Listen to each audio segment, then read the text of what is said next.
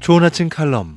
매주 화요일 이 시간은 한국 유나이티드 문화재단 강덕영 장로님의 종교인과 신앙인 칼럼으로 같이 합니다. 어제는 동성애 반대 앞장선 이후로 10여 건의 고발을 당한 병원 원장님과 대화를 할 기회가 있었습니다. 본인은 동성애가 하나님의 창조 질서를 어지럽히고 이로 인해 가정이 깨지고 에이즈가 창궐하기에 사명감을 가지고 이 사역을 펼치고 있다고 했습니다. 그래서 하나님께 기도하면서 또는 유튜브를 통해 동성애 반대 계몽 운동을 하고 있다고 했습니다. 그런데 너무 힘이 들다고 얘기를 하고 있습니다.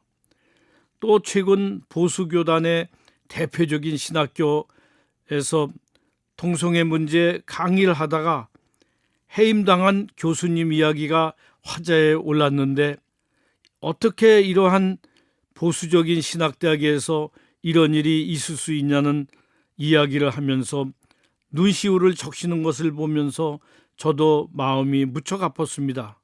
동성애 문제는 한국교회가 반드시 선을 그어 정리할 사안입니다.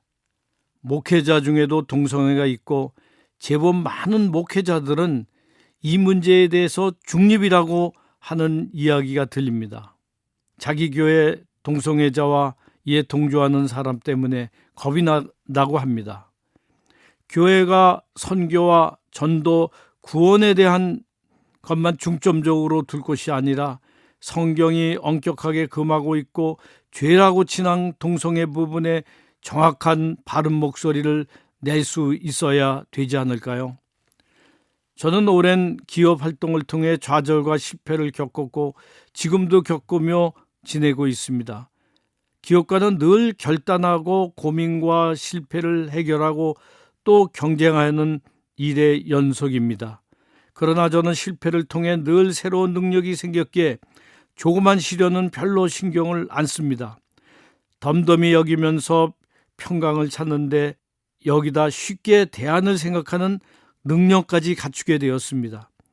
실패와 좌절이 나쁘지만은 않습니다.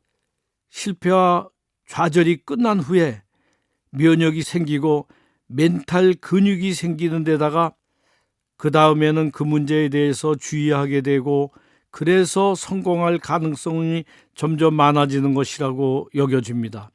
실패는 성공의 어머니라는 옛 속담처럼 좌절하지 말고 희망만 가지면 성공할 수 있다고 저는 믿고 있습니다. 문제는 희망을 잃지 않고 꾸준히 인내하는 것이 중요합니다. 하나님께서는 사랑하는 사람에게 연단을 주시어 99%의 순금으로 만드시길 원하신다고 믿습니다. 다윗 임금도 시련과 절망과 실패를 통해서 정말 하나님이 기뻐하시는 임금님으로 탈바꿈을 했습니다. 대한민국도 가난했고 무지했던 나라였지만 선교사님을 통해 크게 발전했고 또한 건국이 됐고 6.25를 통해 단련받아 오늘날 세계 경제대국에 들어가는 나라가 되었습니다. 지금 우리가 해야 할 일은 무엇일까요? 우리가 할 일은 절망을 이겨내고 희망을 잃지 않고 인내하며 실패와 절망을 거울 삼는 것입니다. 또 회개할 것은 회개하고 진심으로 기도하면 하나님이 우리를 선한 길로 인도해 주실 것입니다. 그리고 대한민국, 우리가 정말 기도 많이 하고 있죠. 요새 너무 어렵습니다.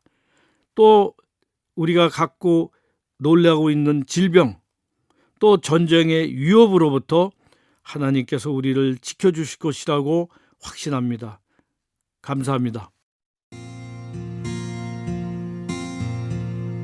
좋은 아침 칼럼, 지금까지 한국 유나이티드 문화재단 강덕영 장로님의 종교인과 신앙인 칼럼으로 같이 했습니다.